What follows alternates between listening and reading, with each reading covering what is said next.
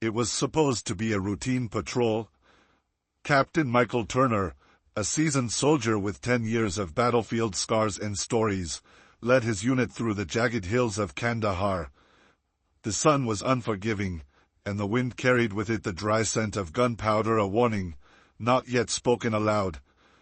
Among the men in his unit was Private Jesse Rourke, the youngest, the newest, and perhaps the bravest.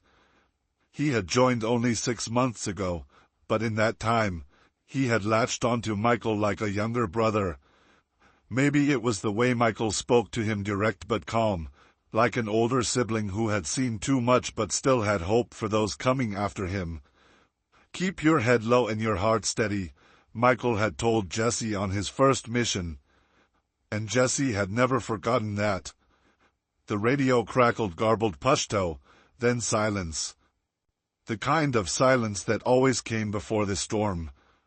Michael raised his hand, signaling the unit to stop. Something was wrong. His instincts, honed by a decade of surviving ambushes and IEDs, screamed in his gut. Eyes sharp. Guns ready, he muttered. Suddenly, the silence shattered. A thunderclap, not from the sky, but from a hidden ridge. Gunfire. A dozen insurgents opened fire from the cliffs above, bullets raining down like metal hail. The unit scrambled for cover, returning fire, but the enemy had the high ground. Michael barked orders, moving from man to man, keeping them steady, alive. That S when he heard the scream. "Mike." He turned. Jesse was down. His chest was bleeding a red, soaking mess spreading across his camo vest. He had been hit. Michael's world narrowed to that one sight, the kid who had called him sir until he told him to stop, the kid who made coffee every morning for the team even though no one asked, the kid who reminded him what hope looked like in a place designed to crush it. Without hesitation, Michael dashed through the bullets, sliding next to Jesse, grabbing his vest and dragging him behind a rock. "Stay with me, Jesse. You hear me?" he shouted. Jesse's eyes were wide. Afraid, but alive. For now. Michael checked the wound. The bullet had gone clean through, brutal, but survivable, if they moved fast. "Medic!" He screamed into the radio. Nothing. The comms were dead. The line was cut. No backup. No rescue. Michael looked at Jesse and made a decision.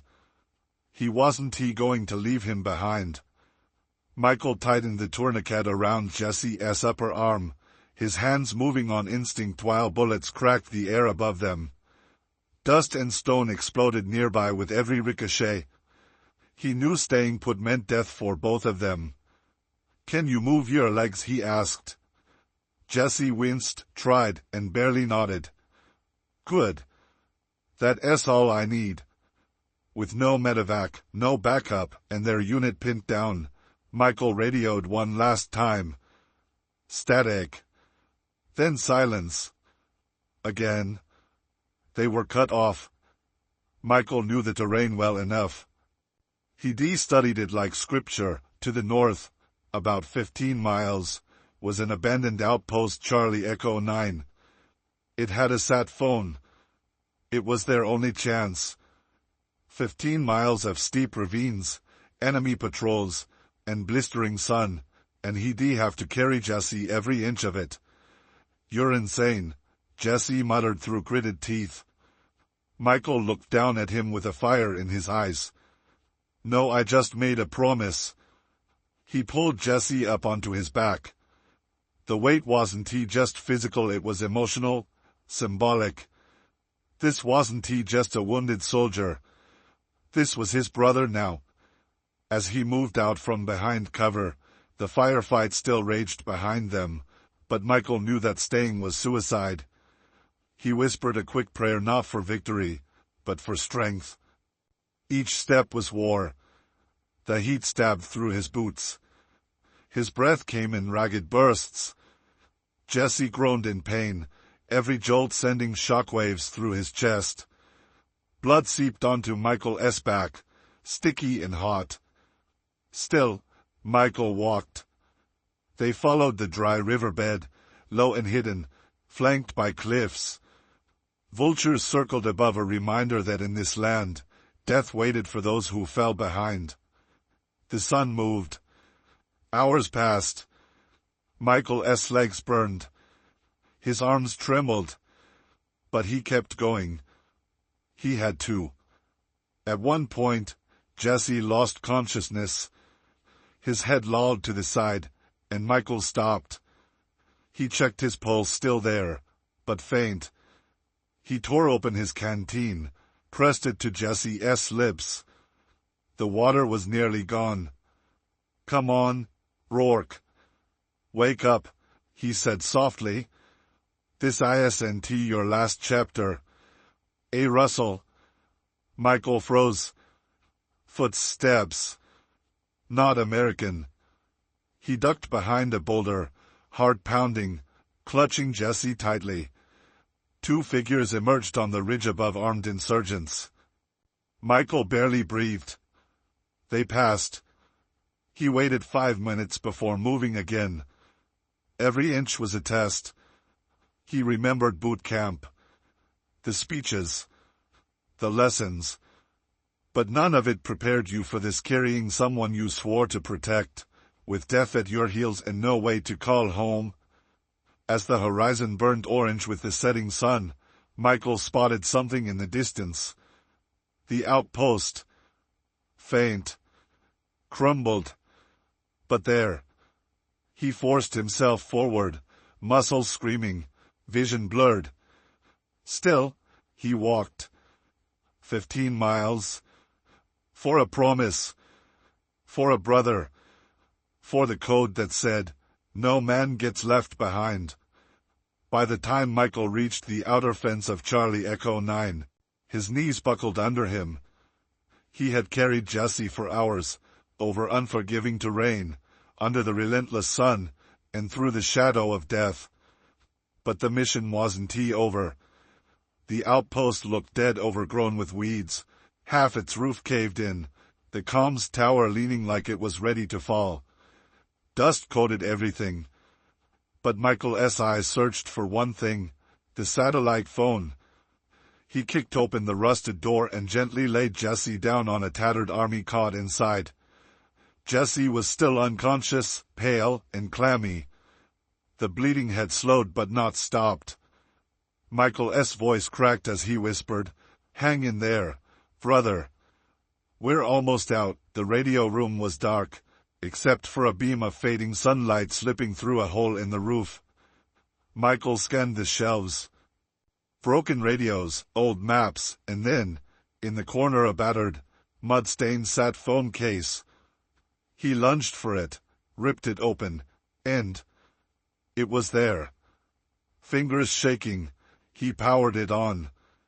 The screen blinked, then lit up. He dialed the emergency code burned into his memory.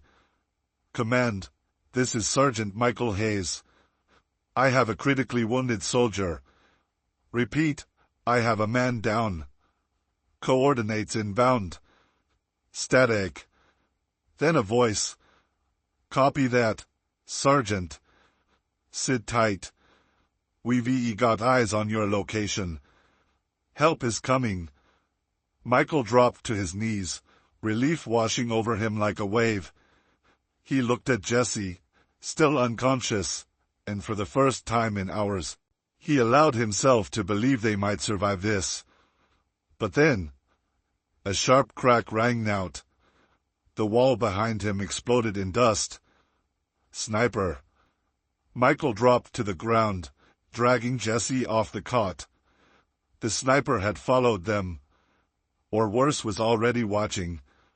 He peeked through the shattered window. Shadows moved near the trilene. They weren't alone. The outpost was supposed to be abandoned, but it had become their last battlefield. Michael grabbed his rifle and loaded the last full magazine. His hands were trembling, Not from fear but from exhaustion. He had nothing left. Except purpose. He barricaded the front door, stacked whatever broken furniture he could find. Every second counted. He didn't know how long it would take for evac to arrive. But he had to hold the line. Jesse groaned behind him. He was waking up. Where are we? Michael knelt beside him. At the edge of the world, but we're not done yet. Gunfire burst through the windows sharp, fast. Michael returned fire, calculated, controlled. A body dropped. 2 more appeared. Each shot Michael took was deliberate.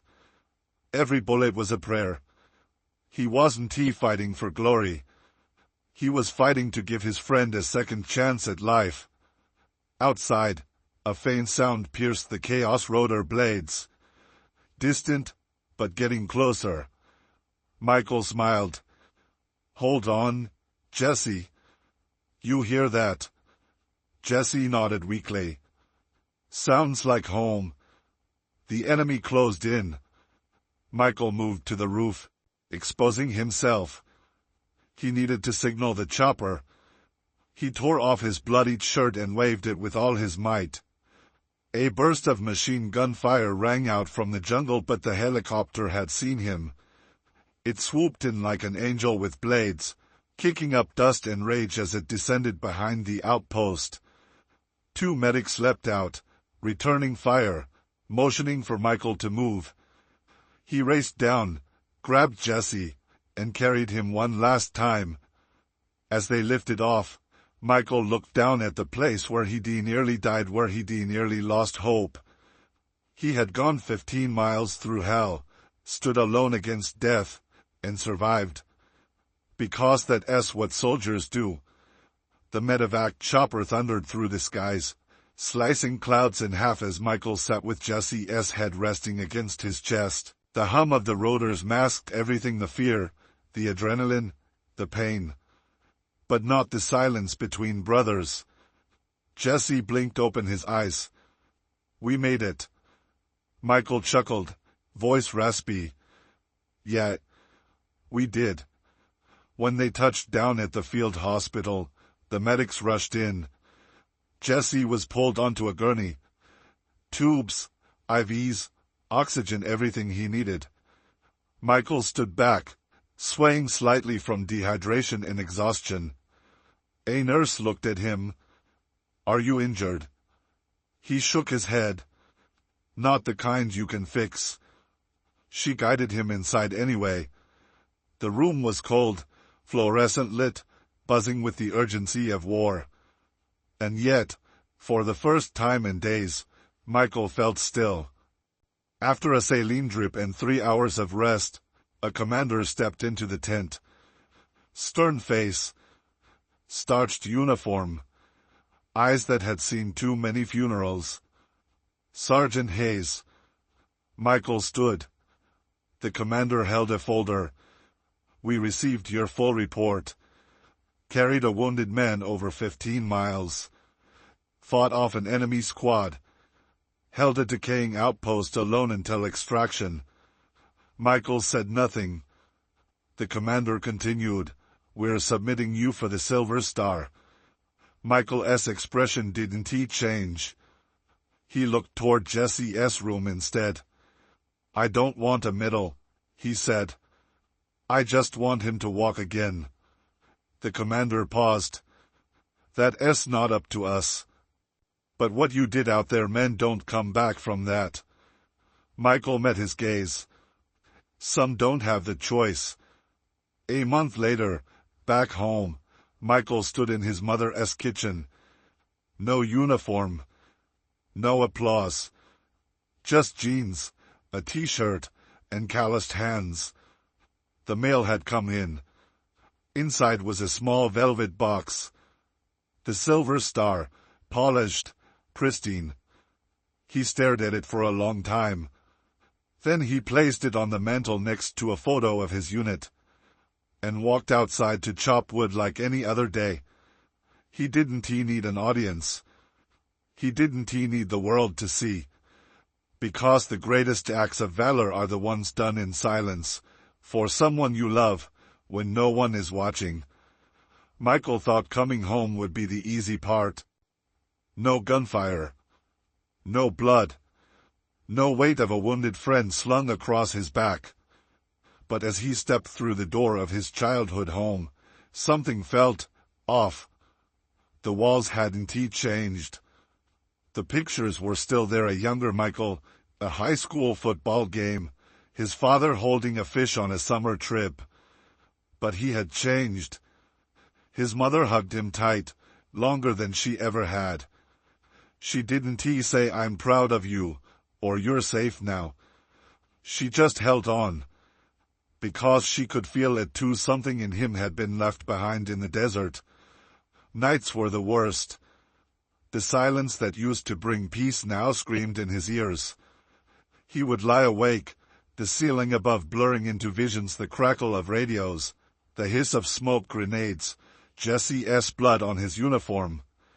More than once, he woke up on the floor. Once, he woke up holding a pillow like a rifle. At the local grocery store, someone recognized him. "Hey, you're Michael Hayes, right, the war hero?" He paused. "I guess." They smiled, clapped him on the back. "Saw you in the paper. Silver Star. Huh, man, you must feel like a real badass." Michael forced a smile. But inside, he wanted to scream. They didn't see what he saw. They didn't hear Jesse's screams. They didn't carry his weight for 15 miles. They didn't know what the desert took from a man. One afternoon, Michael drove to the rehab center. Jesse was there, wheeling himself down a hallway. His legs were still weak, but his spirit wasn't. "Did you bring it?" Jesse asked. Michael reached into his jacket and pulled out the Silver Star. Jesse stared at it. "I heard about it." Michael shook his head. "I didn't earn this alone." Jesse's eyes welled up. "You didn't leave me behind." Michael placed the medal on Jesse's lap. "Neither did you." As he drove home that evening, sun setting in the rearview mirror, Michael felt something shift. The battle wasn't over. But maybe, just maybe, he wasn't fighting it alone anymore. Because sometimes, the hardest war isn't fought with bullets. It's fought with memories. And the only way to survive it is together. Michael sat in his truck outside the high school football field. It had been nearly a decade since he last stepped on that grass, back when his biggest worry was missing a pass, not missing a heartbeat in the middle of the night. Now, the stands were filled again. Not with fans, but with families, mothers and fathers waiting for their sons to finish drills. The head coach, a gruff man with a gentle soul, spotted Michael. "Didn't he think you'd show up?" he said with a smirk. Michael shrugged. "Didn't he think I'd be asked?" The coach placed a hand on his shoulder. "You've seen more than most of us ever will. These kids need to hear from someone who knows what it means to fight, not just on the field." That evening, Michael stood in front of 35 boys, barely 16, all wild energy and cocky smiles. He didn't talk about medals. He didn't talk about glory. He talked about Jesse, about fear, about choosing courage even when you're shaking inside. By the time he finished, the room was silent. Not a speech. A reality check. One kid raised his hand and asked, "Would you go back?" Michael paused. "If it meant saving my brothers, I already did." That night, he drove home differently. The weight on his chest had shifted. He didn't feel lighter, just steadier. Like maybe he was starting to carry it better. Weeks passed. Michael started showing up more, not just at the school, but at the VA, at Jesse's rehab sessions, even at community events he used to avoid. He met a kid at the rec center named Lucas, 13. Quiet, father deployed overseas. Lucas didn't talk much, until Michael taught him how to tie a field knot. From that day, the kid followed him like a shadow. "You ever miss it?" Lucas asked once. "Every day," Michael said. "But I miss being useful more." Later that month, Michael got a call. Jesse was standing again, shaky, but proud. "Told you I'd walk out of that place." Michael laughed for the first time in months. Really laughed. The battlefield had changed. No more gunfire, no more orders. But this was his new mission. To lead. To lift. To be there fully, completely, not just for himself, but for every Jesse, every Lucas, every kid with questions and no one to ask. Because sometimes, the most heroic thing a soldier can do is come home and stay. The sound of rain tapping on the roof was soft, almost comforting. But Michael's breath was uneven. He sat upright in bed, soaked in sweat. The dream again. Same valley. Same explosion. Same scream. Jesse's scream. Even though Jesse had survived, the memory hadn't. Michael moved to the kitchen and poured himself a glass of water. The clock read 3:14 a.m. Outside, the world slept peacefully, but inside him, a different war raged on. Not all wounds bleed. Some echo. Later that day, he visited the cemetery. Not for Jesse. Not for Lucas. But for Lieutenant Caroline Mercer, the medic who never made it home. Michael knelt at her grave, his hands shaking as he placed a single white rose. "She was braver than any of us," he whispered. "And I never said thank you." As he stood, a voice startled him. "You knew her." An older man, worn face, military cap. "She was my daughter," the man said, voice steady but eyes full. Michael froze. I served with her. She saved my life." The man nodded slowly. "She saved a lot of lives. Gave hers so others could live." Silence passed between them like a respectful salute. Then the man said, "You coming to the memorial next week?" Michael hadn't planned to. But now he was certain. That weekend, he found himself in a small auditorium. Rows of veterans, Gold Star families, young recruits. A slideshow played names, faces, ranks. Then came Caroline's photo. And the room stood.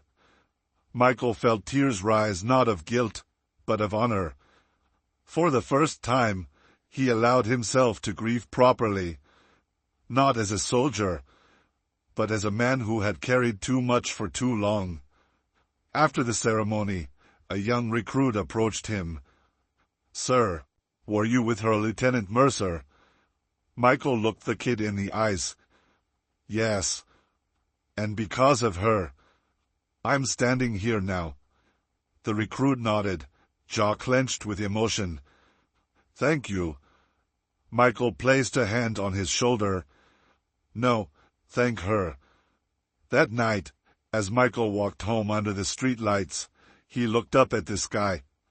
Stars steady, silent, eternal. Some things never fully go away. But maybe, just maybe, they don't need to. Because remembering isn't weakness. It's the ultimate form of respect. 2 months had passed since the memorial. Michael stood before a classroom of young cadets, all fresh uniforms, wide eyes, eager minds. Not as a soldier. Not as a hero. But as a guest speaker. He glanced at the podium, then at the folded piece of paper in his hands, the last letter Jesse wrote before his final deployment. The letter was never sent. Until now, Michael was finally ready to share it. He took a deep breath and began reading. If you are reading this, it means I didn't get to say goodbye properly. But that's okay. Because this letter isn't about goodbye. It's about why we serve. The room was silent. Not a breath. Not a movement. We serve not for medals, or flags, or glory. We serve because someone's little girl needs to go to school safely. Someone's mom needs to sleep without hearing gunfire. Michael's voice cracked just slightly, but he pressed on. And if I don't make it back, promise me one thing. Tell them we weren't just soldiers. We were brothers. We were human. And we did it out of love. When the letter ended, the room was still silent, but this time, it was a reverent silence. A sacred silence. Then one of the cadets raised a hand. Sir, how do you carry all of that, the memories, the pain? Michael looked at the boy, barely 19. You don't carry it, he said quietly. You honor it. Every day. With every choice you make. Outside the academy, the American flag fluttered in the breeze. Michael paused beside it, looking up. Not with sorrow, but with peace. He had survived bullets, guilt, nightmares. But what stayed with him most were not the battles. It was the people.